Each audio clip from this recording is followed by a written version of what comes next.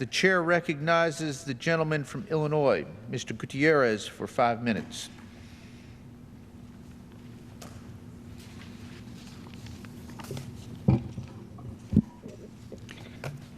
Mr. Speaker, we are shocked, horrified, and deeply saddened by the news coming from Paris. As a member of the Intelligence Committee, I know there is much to fear, both for our allies and for us.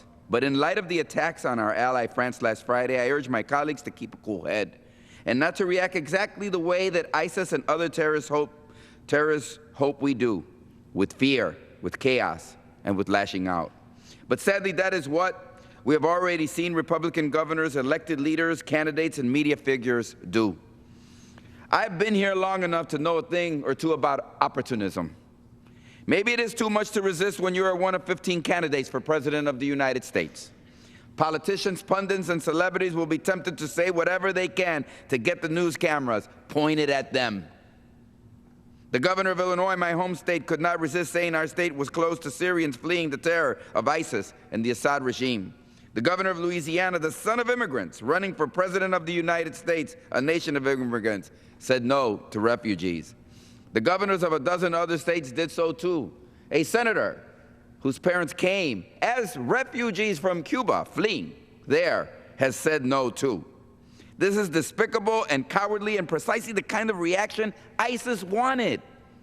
ISIS could not have written a better script. The free people of the world are turning their backs on people seeking safety and freedom. When we sent Jews back to Germany and when we sent Japanese to internment camps, we regretted it, and we will regret this as well. We have had candidates actually say that refugees seeking safety in the strongest nation in the world must first pass a test to prove they are from an acceptable religion in the United States of America. They said this, in the 21st century, an acceptable religion in America. Now, of course, the governors of Illinois, Texas, and Louisiana, and most of the other states that are scared of ISIS are Republican. And because it is a federal matter, they are overstepping their powers with executive orders because they cannot actually stop refugees from resettling in their states. And they know it. How sad. Instead, they have instructed state agencies not to assist people fleeing terror. We are a better country than that. No matter how scared Republican leaders become, we must not abandon our commitment to being a nation without equal in the world, a nation that does not fear or shy away from any challenge.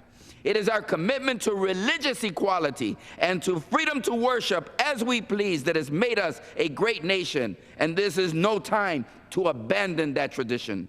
Our bravery, the bravery of our military, the bravery of our commitment to freedom and equality has shown for almost 250 years what American exceptionalism is truly all about. It is not the time to lose sight of ourselves and say America is too weak. America cannot handle 20,000 or 200,000 refugees fleeing for their lives. It is not the time for America to consider raising the white flag and say to those waving the black flag, yes, ISIS, you are right, we dislike and fear Muslims, and we don't care if you perish or not. A lot of us love this country too much to see it abandon core principles and values because religious extremists commit acts of terror designed precisely to terrorize us. On Thursday, the Immigration Subcommittee will hold a hearing on refugees from Syria and the Middle East, as well it should. Look, you can already imagine what we will hear.